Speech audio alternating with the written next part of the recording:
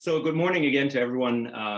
Very pleased that you can all join us this morning for our third installment of this weekly series that we've set out, in which researchers from the Global Integrity Anti-Corruption Evidence Program are presenting their research findings and are presenting thoughts about why this is relevant, how it is relevant, what to do with their research, how to think about next steps.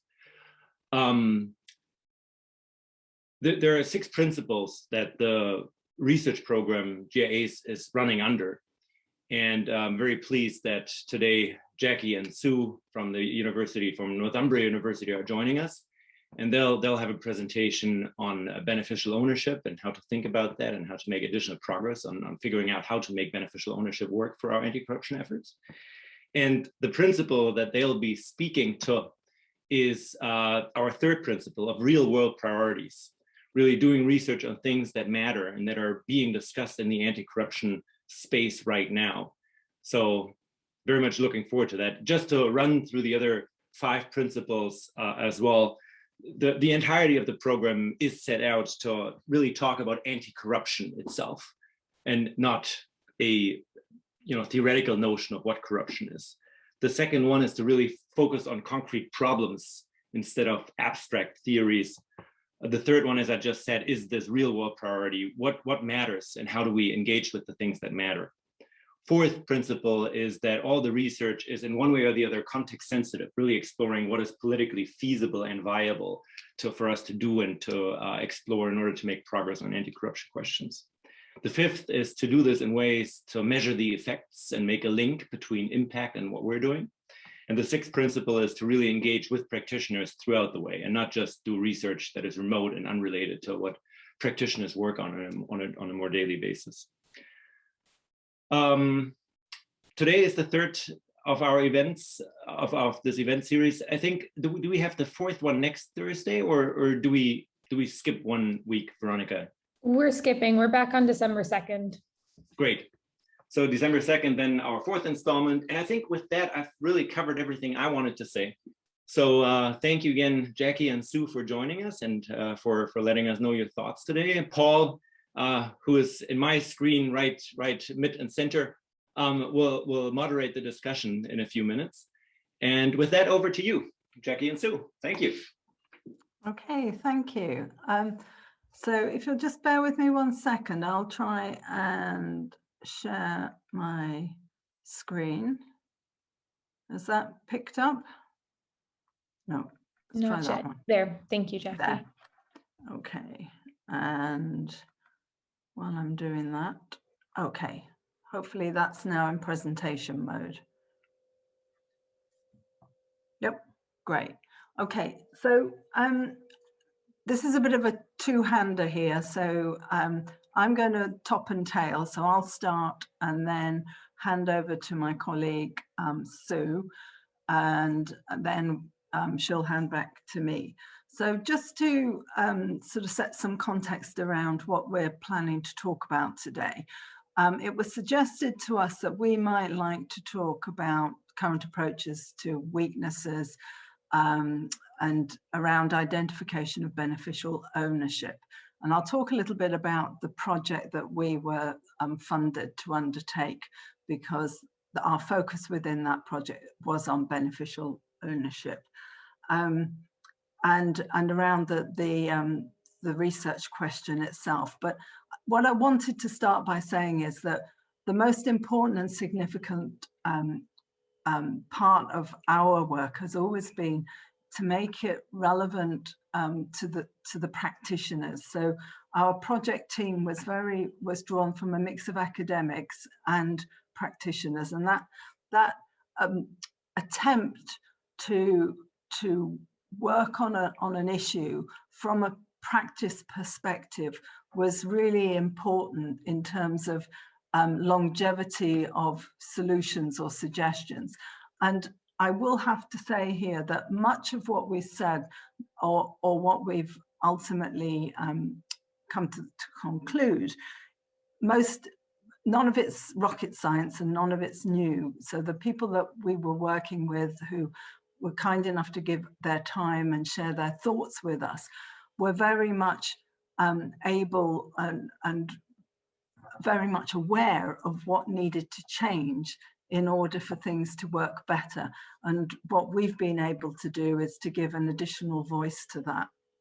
So our project was funded within the international architecture stream of projects.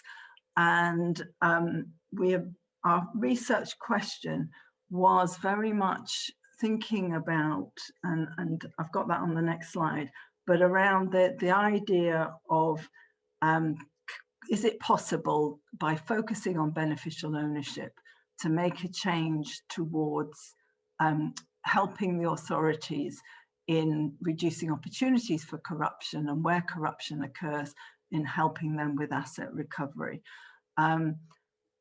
We're funded as part of the Anti-Corruption Evidence Programme, and as I said, myself and Sue are doing the presentation on behalf of the wider project team. And that project team comprises academics and practitioners based in the UK, in Nigeria, and also in the Netherlands. So our project asked a fairly straightforward research question. Is it possible to make improvements to identification, tracking of beneficial ownership in Nigeria? And the reason for focusing on beneficial ownership was very much because for many of us who are on the academics within the project team, we came from practitioner backgrounds. And a lot of our prior work, and mine in particular, had been on money laundering and anti-money laundering, and the complexity and cost around that whole framework. So we're focusing on beneficial ownership because at the time this was being put forward as almost like the magic, the silver bullet that could solve all problems around reducing opportunities for money laundering. And essentially, what we were very aware of from our own prior work is you end up with this fundamental tension between those that are tasked with the collection of data, and that be that within the private sector, or be that within the agencies that are running the registries. Those people tasked with collecting and submitting information are in tension with those seeking to use that information. So one of our prior work has been very much around proportionality and reasonableness. So by making a sort of less is more, taking a less is more approach, the simpler and easier you can make compliance, the more likely it is that those tasked with being compliant will meet their requirements. Just briefly, the project employed a mixed methods. We analysed cases of grand corruption. We worked with the anti-corruption agencies, and our primary research involved collection of data gained from interviews and meetings with concerned agencies, professionals and NGOs in Nigeria, the UK and the US. And this was followed up by structured workshops. We had 1 physical and 2 online, and we then produced an interim report of findings, which was followed up by one of those workshops that was aiming to question further the feasibility of some of the suggestions that we were coming up with. And we are just about to launch our final report. And the research answer, you'll see there that I've put the fact that I have a qualified yes. Qualified because yes, beneficial ownership data and information is undoubtedly useful. The qualification stands on making sure that the basic building blocks are in place for that information to be usefully collected, managed, made available for its use by those agencies and others that would want access to it. And one of the major challenges that we found throughout the work that we were doing in Nigeria was around data quality and access. And those two principles really underpin a lot of the FATF recommendations that Sue's going to be talking about in a moment, around the expectation that information is not only available, but it's shared with those that need to make use of it. So one of the, before we get into the content of talking about beneficial ownership, it is very important from our perspective, and I think has been the approach taken across a number of the projects, to be cognizant of the context within which the work is being undertaken, and the implications of that context for the feasibility of recommendations. And I think the thing that strikes all of us once you get immersed in Nigeria and understanding the economy and the whole situation is, it's been a major oil producer for well over half a century longer.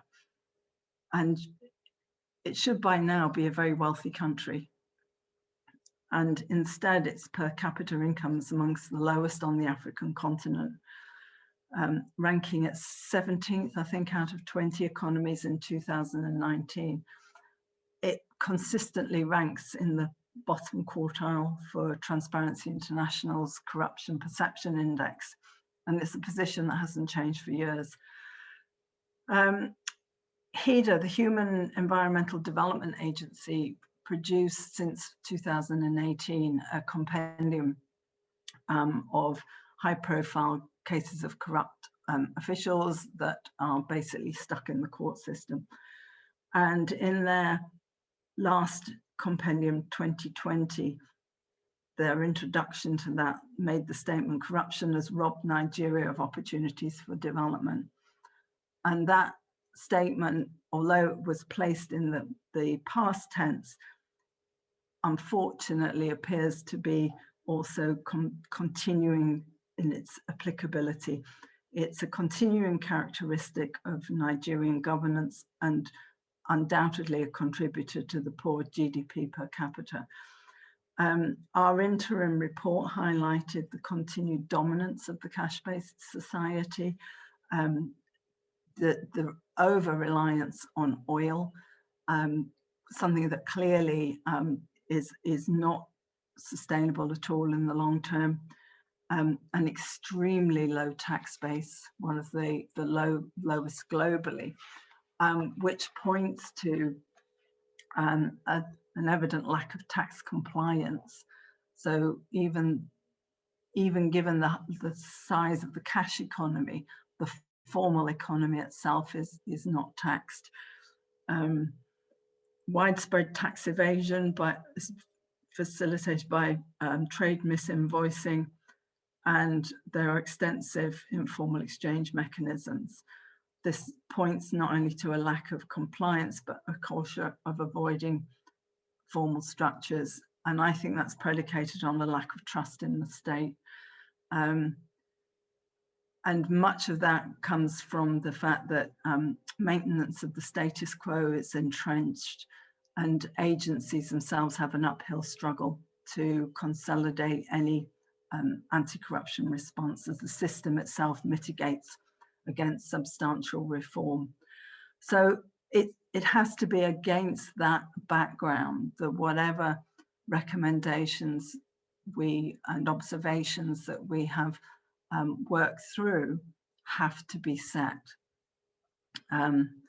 So with that, if Sue's okay, that takes us up to the next slide and handing over to you, Sue. So I'll just pop yours on. Thank you very much. So we thought that as a next stage, it might be really useful to go back to the absolute basics of beneficial ownership. So obviously beneficial ownership is talked about in the context of corruption and transparency, and people think about knowing who's behind a transaction, who's behind a legal arrangement, who's behind a corporate structure, a legal entity. But we thought it was worth reminding everybody what that actually means and how extensive and how complex that actually is in practice. So the beneficial owner, I've got some question marks in the middle of the diagram at the top there, is a natural person. But that natural person can be beneficial owner in a number of different ways. The person can be a beneficial owner by virtue of ultimate ownership or control of an arrangement or an entity.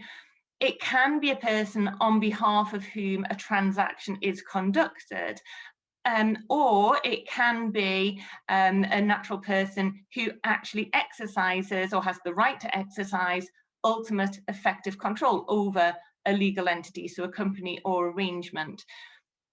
The structure diagram that we've got there is pretty basic, actually. It looks like there's 100% ownership all the way through. It's not too complex. Of course, it becomes increasingly complex if ownership of the different companies is split between a number of different entities or individuals. It becomes increasingly complex if different jurisdictions are involved. So there's a number of ways in which it can be, it could be manipulated to cause all kinds of problems.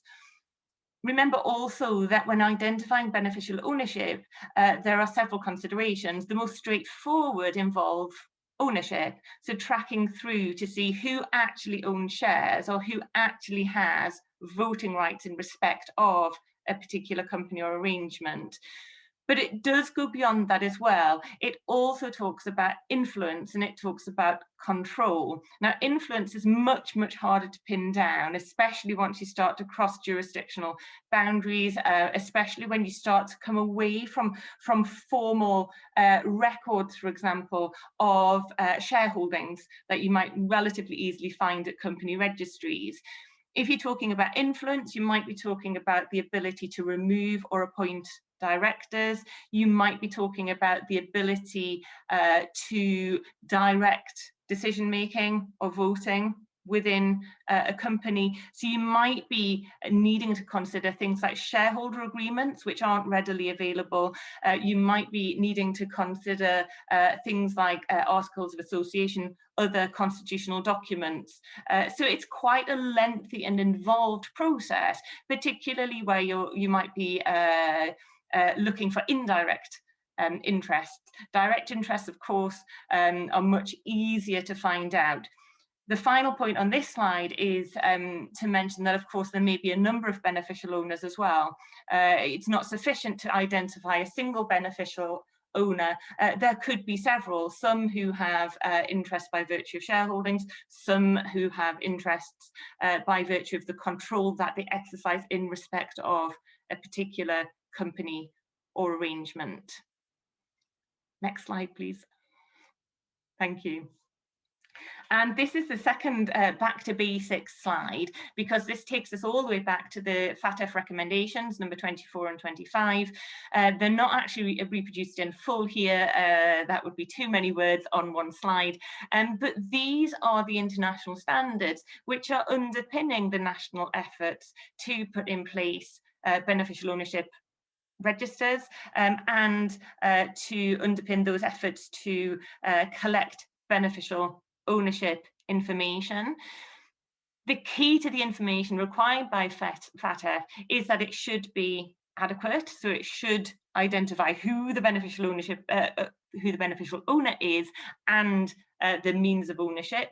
It should be accurate, so ideally it should be verifiable.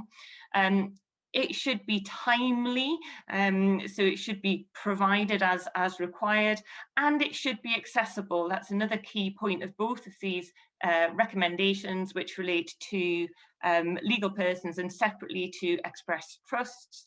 It should be accessible to those who need to use it. So competent authorities, law enforcement, others who may be undertaking customer due diligence as part of their regulatory requirements within their national framework. Thank you.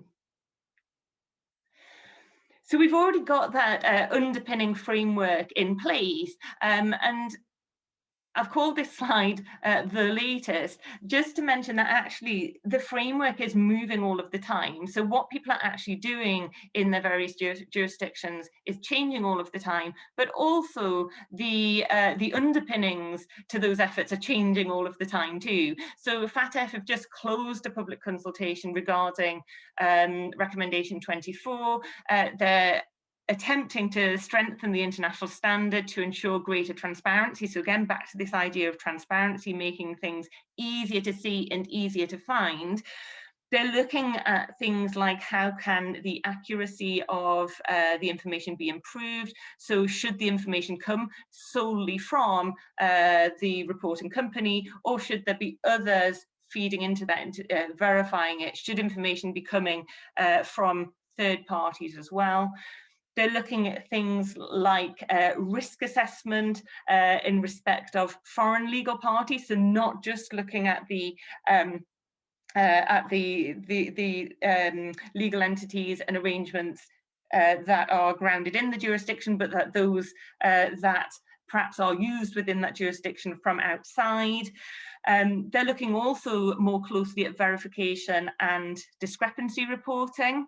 So, you know, how can the information be kept up to date? How can we know if there's a problem with it? So all of those things are currently feeding in to FATF at the moment, and I think it remains to be seen whether there will be some changes to those beneficial ownership recommendations. From a UK perspective, which is nice and straightforward for us, because of where we're based, of course, there have been a couple of recent consultations in relation to AML. The first, which looks at amendments to the current money laundering regulations, has the objective of ensuring that the UK continues to meet international standards, whilst also strengthening and ensuring clarity on how the regime operates. And one of the proposals, or one of the consulted elements in there, talks about discrepancy reporting, and it's asking whether or not regulated entities, so financial institutions and other DNFPBs, should have an ongoing obligation to report discrepancies in respect of the beneficial ownership register. And the wording that they've used is when they should reasonably have become aware of that, which is obviously raising that standard again for compliance. There's a separate consultation on the overall effectiveness of the regimes, which ties in with what Jackie was saying earlier about that tension between the different parties. The consultation seems to focus on the effectiveness, i.e. the outcome, not so much on the proportionality at this stage of the measures that are being required. And just to complete the picture sort of what's going on in the beneficial ownership world at the moment, we've got the US Corporate Transparency Act, which is the framework currently for the establishment of the FinCEN beneficial ownership register, which is currently proposed will be non-public, will be rather more limited in scope as well, not yet operational.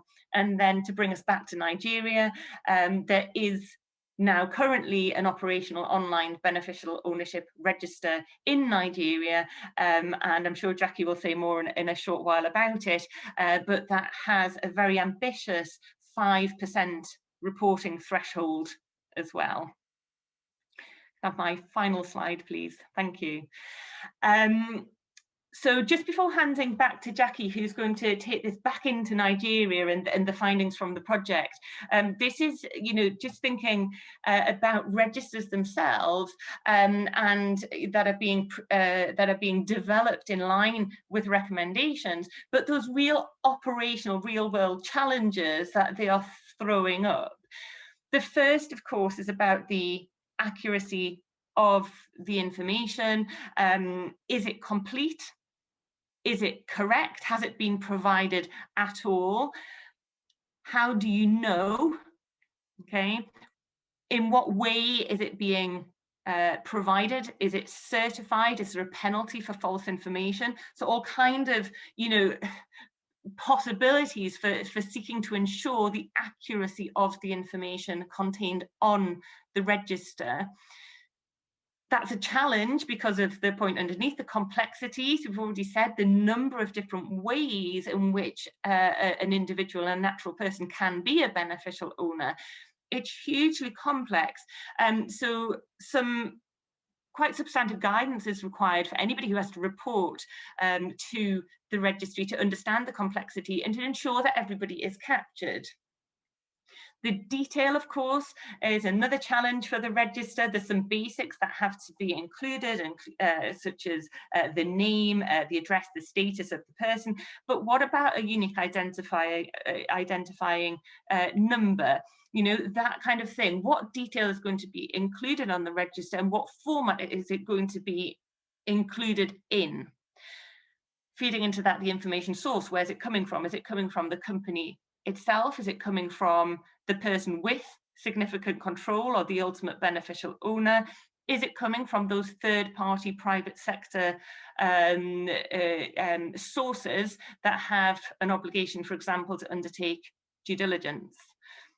They're certainly involved in updating. I've just mentioned discrepancies. So perhaps a good way of ensuring that information is up to date, but what time frame should there be for providing updates? Where should they be coming from? Is there an obligation on the reporting company to do that? And then we have the reporting threshold as well. At what level is that set? 25% is referred to in the interpretive notes to the FATF standard. Nigeria has gone with the very much lower 5%. 25% is seen by many to be insufficient because, of course, there are a number of ways, you know, that could be circumvented and interest could be brought before that. Below that level, and therefore result in no reporting being required. Very big points about resourcing. Having a real practical challenge is resourcing the registry, resourcing the provision of the information, resourcing the verification of that information, and the provision of access to it, which itself feeds into the utility of the register. Who's trying to use it? How do they find the information? Can they search the register? Can they search by name? Can they search by number? How does that practically work? And then the final 2 points before handing back to Jackie: who has access? Who should have access? Should the public at large have access? Should it be just those with a legitimate interest? That is debatable and variable across different jurisdictions. And then finally, accessibility. So a similar point, but how accessible is the information? Can it be found? Can it be searched? Do you have to pay for it? All of those things. Jackie, over to you in Nigeria. Oh, I wish. Some questions to be answered. I was thinking more of the heat as I sit here in the freezing north of England. Thank you, Sue. And I mean, clearly what the points that Sue is talking about here, although within the global context, because these are applicable as much as to Nigeria as they are to the UK, to the US.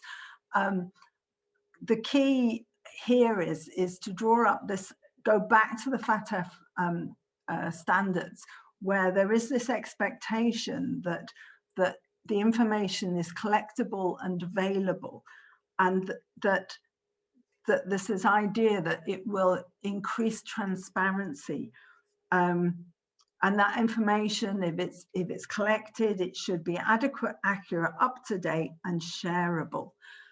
And I honestly don't think that any country really, when this standard was talked about, and and I think the experience of countries to date is that it's actually far more complex than was ever really thought about in the first instance. We did some work on Companies House, and it was so interesting to look at what happens when data capture forms are free-filled. So where it's up to the person filling the form to interpret what should go into different boxes, and the errors that creep in that then hinder the accurate searchability of the data. And a lot of that comes back to, and this is relevant to Nigeria, the fact that the forms have what is being asked of the register and of the agency that is responsible for the register is way beyond what was ever thought about when companies and company formation and the Acts of Parliament governing company formation were first thought about. And they're being asked to do a lot more than was ever considered at the time when the first Companies Acts were brought about. And in fact, within Nigeria, the requirements on beneficial ownership, the KAMA Act has taken such a long time to get through. It was finally signed off last year. Beneficial ownership is just 3 or 4 sections of an enormously long act that covers the whole governance of companies. So it's complicated. And what I want to reiterate here, the points that Sue has so eloquently made, is that it's not so much putting the register in, it's then all of the other stuff that has to happen to make sure that the information that's on that register is usable. So what we're now sort of drawing a sort of conclusion around is what some of the challenges were that we identified, and then I'll move on to recommendations, and that's the end of the presentation. So it'd be then interesting to get some discussion and feedback. The KAMA Act that then paved the way for the creation of the register, which was something that the Nigerian government committed to in 2016, has created an online register. It is searchable, but it's not necessarily terribly usable still. You have to know the name of the company in order to undertake a search. It's not searchable by different variables. And at the moment, the persons of significant control are not yet identified.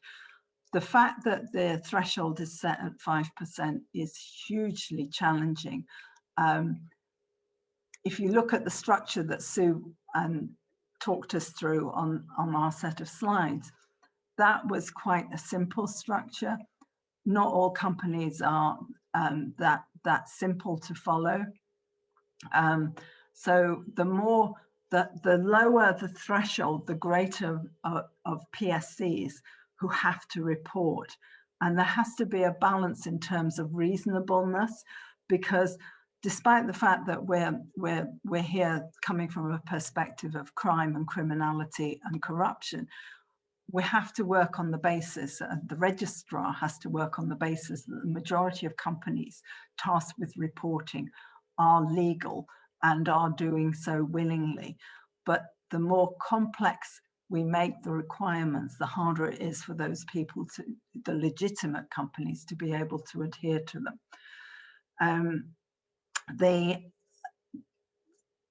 The work of the CAC has been supported by open ownership, and I know there's somebody on the call from that agency, so thank you. The they have based their work on that of the NITI, the Extractive Industries Transparency Initiative. And NITI got their register on about 6 months or so ahead of the CAC. But again, although it's searchable, it only contains, thus far, you can only find intercompany ownership, but nothing beyond that. So we're still at legal ownership, not at beneficial ownership. There is within the CAC and the legislation, the CAMA legislation, there are penalties in place for non-compliance. Those are fines, nothing more than that. There's a small fine payable for non-completion of data. It has increased transparency insofar as prior to the online system being put in place, the system was largely paper-based. It's probably still yet not quite compliant with FATF, but then probably, you know, the fact that FinCEN and the US are still not compliant suggests that they're in good company. The weaknesses, agency overlap, within the context of the project, this is a much wider issue, but there is obviously NITI and CAC could end up reporting on the same companies. So it obviously makes sense to ensure that the data that they collect and is commonly shared between them. Accuracy, again, that becomes a problem if as is the case, that both NITI and the CAC are going to be reliant on companies themselves verifying the information that they put onto the system. I did note that there is on the CAC website, there's a 173-page user guide on how to get your data onto the system. So although there is that guide, it isn't straightforward. It's, you know, you have to work through a lot of steps.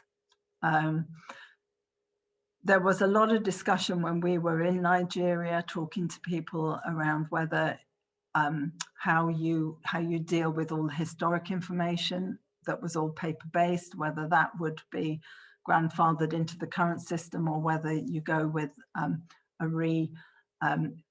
re-registration process. And again, either of those has costs and benefits attached to it. And of course, Sue's made the point that complexity around beneficial owners and structures of companies is one thing, but there's also complexity over the types of information that's been requested. We've looked at various of the key agencies and the different types of information that they collect. And I know that the CAC asked for something like, I think there was something like 15 different types of data on ownership that have to be included. And if, for example, the Inland Revenue are collecting data in a slightly different format, it means it's more difficult to marry the two databases up. General weaknesses, we've already talked about compliance, and it's the fact that if it's expensive to do, you make it harder for those that legitimately want to comply. Political will is an issue. Resourcing of the agency will be absolutely critical, particularly at the current stage. And you do have to question whether there is political will, albeit it is stated that there is will. It's whether in practice there is will to see this made available. The more you get into overseas companies, the more difficult it is to follow movements of funds and ownership structures. Searchability, I've already said, is limited at the moment. It may be that setting the threshold at 5% is perhaps a bit too ambitious. Sue talked about identifiers. At the moment, multiple identifiers are used across different agencies for different pieces of information. And this may now be quite a useful time to be able to introduce a unique identifier. And at the moment, a lot of the information on the CAC website is behind a paywall, so it's not publicly available. And just to move to finish the presentation off, there clearly for the register having been created to be useful and to be populated requires significant resourcing now in order to clean historic data and verify new data. There will be a need for coordination, particularly with NITE, but also with the Code of Conduct Bureau, which governs the standards for public servants, and one of the requirements there is for all public servants to disclose assets, and the Inland Revenue. The PSC data is still not populated, so clearly starting with the largest shareholdings would be the place to start. The authorities may consider an amendment to the AML regulations to require the regulated sector to report discrepancies as they do in the UK. We've talked about common identifiers, and it probably would make sense to widen public access to information and use that, and particularly NGOs, as an additional checking of information to help with the verification. And I think that is the end. Thank you. Well, thank you. Thank you very much, Jackie and Sue, for such a clear presentation, comprehensive presentation, and one that really brought out, I think, some of the complexities of the issues that you've been dealing with in this research. So I'm now going to oversee a short period of discussion, some questions. So an invitation to everybody who's on this call, please feel free to indicate if you have a question you would like to ask. You can do that either by using the raise hand function within Zoom, or you can put something in the chat. You can either start typing a question or just say Q, indicating that you've got a question. Or if you're on camera, you can wave manically at me. I've got everybody on screen here, so I can see. I'll give you just a moment to start thinking of your questions, but to kick things off, I've got one question which I'd like to ask, and then we'll see if anybody else wants to jump in and see if we can just collect some questions before going back to Jackie and Sue. So the question I have relates to some of the things that you were saying sort of toward both at the start and towards the end of the presentation. And you made the observation at the start of the presentation that, you know, theoretically Nigeria should not be as poor a country as it is in terms of per capita income, because it's a resource-rich country, and the reality, of course, we know is that some people in Nigeria are fabulously rich, astonishingly wealthy, and we know why they are so rich. And towards the end of your presentation, you talked about this issue of political will and you know the commitment. Now, beneficial ownership, presumably as an approach to trying to tackle the ease of transnational corruption, of being able to move resources from where they should be to often offshore locations, is trumpeted as a a way of making that more difficult.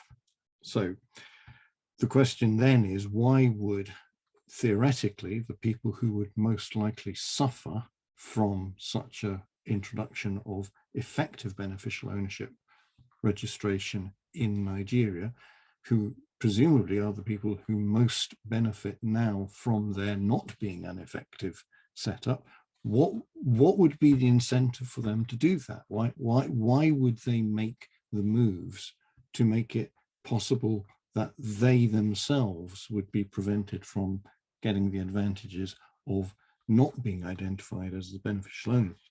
So I can absolutely see why you would make, you pay lip service to this. You'd say, yes, of course, beneficial ownership registers are something that we should have.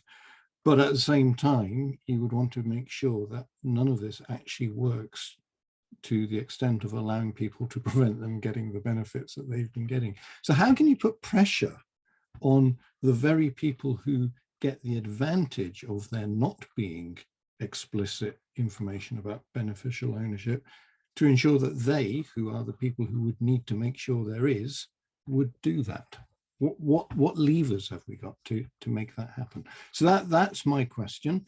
I was hoping in the meantime somebody would jump in with other questions. So I'm looking, if anybody else has questions, do please indicate, because if not, sorry. I'm going to hand back to, oh, we have a question from Johannes. Okay, Johannes, over to you. Oh yeah, so great. Well, thank you so much for the presentation. Appreciate it. And especially as you say, getting into the details is what matters in order to get that particular idea of transparency actually working. But my question to you is, so having talked with so many Nigerian partners in so many different ways, what do they say? And what do you say in conclusion of your research? What is it that civil society, both in Nigeria and outside Nigeria, should be focusing on? Where to put the efforts? And likewise, what, seeing that there's an overlap in mandates, et cetera, that is sensible and very logical and completely understandable. But what does that mean for those agencies? What do they say? And what do you think is the role of, let's say, external funders? USAID now coming up with a huge pot of money to precisely strengthen this sort of transparency measures elsewhere in the world. How should we think about external actors and internal actors taking next steps? That'd be great. Your thoughts on that. So if we don't currently have any other questions, nobody jumping in, nobody waving frantically at me, then okay, let's go back to Jackie and Sue, and you've got two questions to respond to. Both of which are, well, the first one is largely a really tricky one to answer. I can see Favour on the call who's representing open ownership, and I can see Lanre's on the call as well from HEDA. And they're probably both from organizations that have done an awful lot to raise awareness around why we should look at beneficial ownership, and also why these registers are important, and why efforts of agencies to move things in the right direction. I wish I could honestly come up with an answer and go, aha, the way that you shift political will is such and such a way. It's not that straightforward. I mean, we see that within the UK as to the shenanigans going on at the moment within our own political circles. There are a lot of very committed and very principled and very good public servants in Nigeria who are just trying to do the right thing. What we're trying to do is give them an additional voice to give strength to them, to the NGOs, to be able to make very small changes, and that's all we can do within the current climate. You're absolutely right, the way, Paul, that you've articulated that the status quo. There is far too much for those that have benefited from the system, and they are some very high-powered people from the two main political parties. It's too easy to want to keep things the way they are. It's too easy you can do so much and pay, to uncover the crimes of your predecessors, but you have to be mindful of the fact that you might be voted out of the next election, and then they'll come to get you. So it's not straightforward. if we can suggest small modifications that we can sneak in under the wire that collectively make an impact or make things better or help in some way, then that's a good thing to have done. But unfortunately, I have no fabulous answer that comes in and says, well, the way to get a politician to do something is I haven't got that answer, I'm afraid. Sorry, can I just add please something? Do. Yes, so I'm Favor from Open Ownership, and I'm Nigerian, so I can totally relate to pretty much most of what was said today. And thank you so much for the presentation. So, I mean, I do agree with you, Jackie. It's a very tricky question, and a question that no one has the answer to. And you know, when I started working in the space, I had to remind myself that all we're trying to do is to sow seeds of beneficial ownership transparency, seeds of accountability.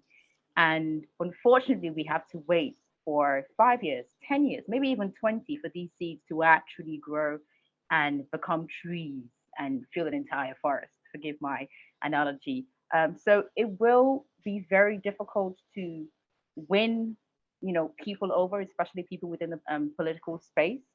But we just need to continue. And I mean, like you said, we can either take a proactive approach in terms of constantly raising awareness through media, CSOs, or we could take a reactive approach in terms of strengthening the sanctions.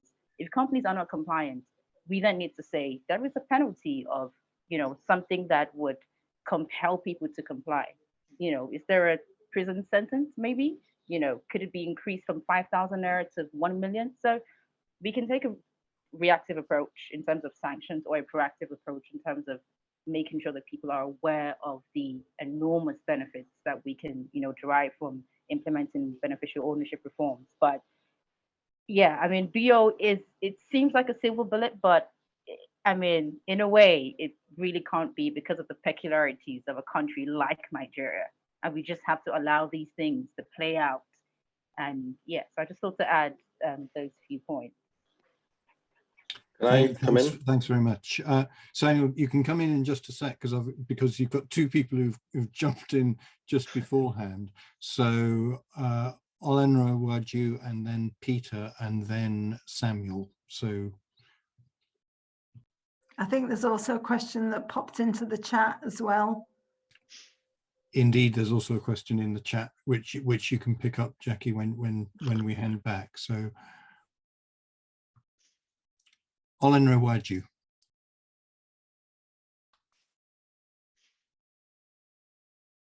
Not sure that this is quite, no. Peter, let's go over to you.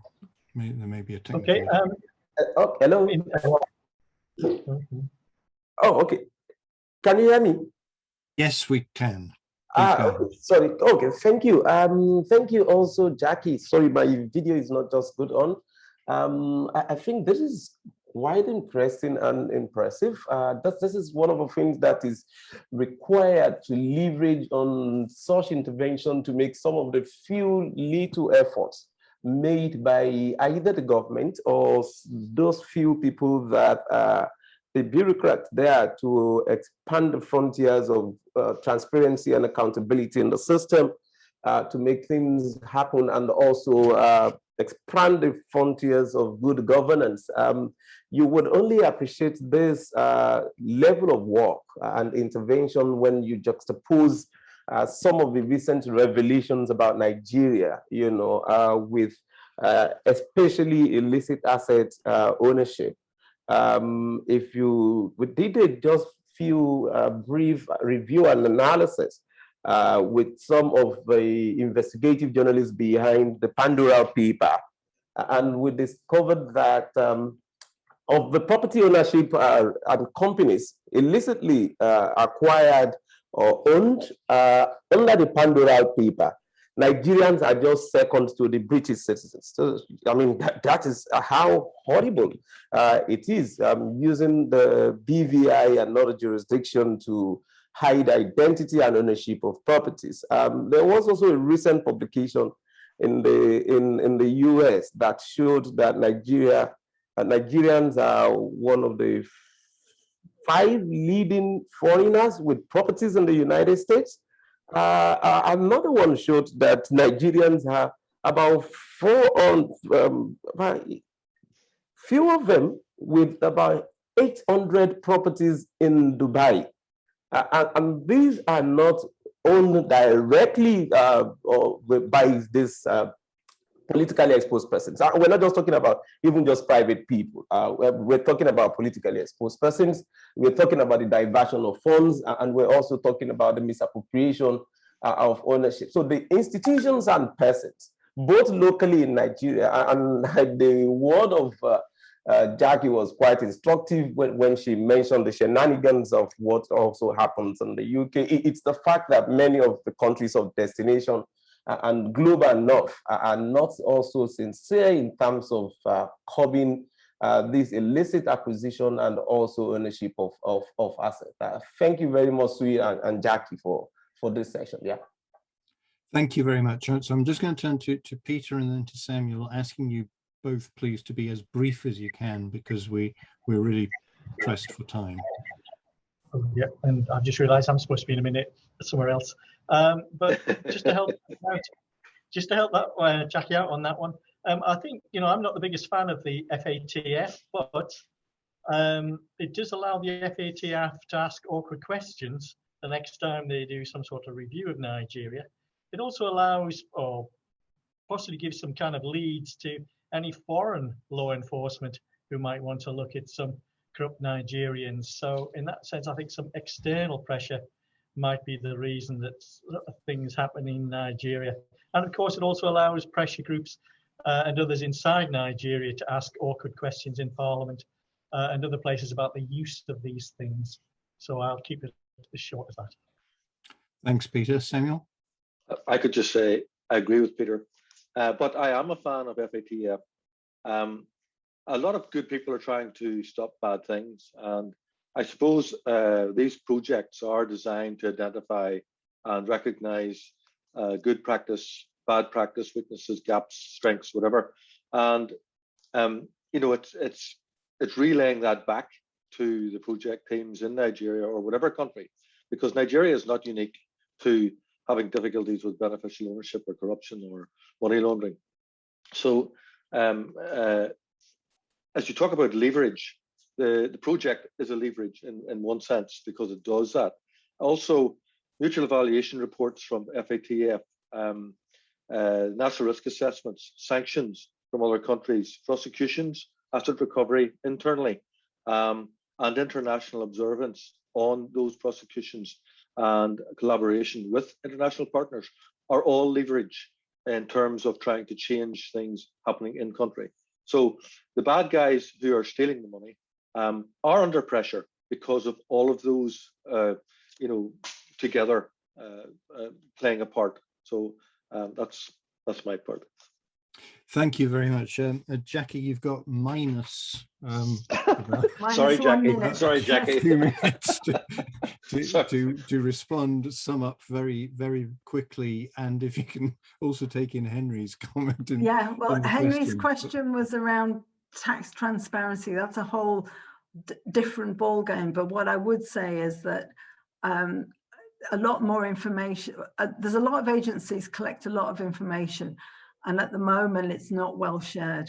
And I think that tax take could be raised quite a lot if some of that information that's collected by some of the agencies was shared with the Federal Inland Revenue Service. Overall summary, I really appreciate the comments, the suggestions, the contributions. I think in summary, I think where we are is that it is complex, and I think the positive to take away is that the more we can shine a light, the more corruption thrives in an opaque and in the darkness. So all steps that shine a light are steps in the right direction. Great thought to end the formal presentation on. Back over to Johannes very briefly to wrap things up. Great. Yeah, thank you, and appreciate both the presentation and all the different questions and bringing this to a good close. And fully agree, Jackie, that is what we can all do, and why your research project in particular is important. I was just talking to a favor sort of separately, not in the public chat, and it is good to see the ways that open ownership is taking steps. And I think just making these dots connect, right, including by presenting your research and keeping that alive and making it part of what you've just said, Jackie, of the efforts by different people to really push ahead is precisely what we need. So thank you all for joining today. Thank you so much for the presentation. And we look forward to seeing you in 2 weeks' time again.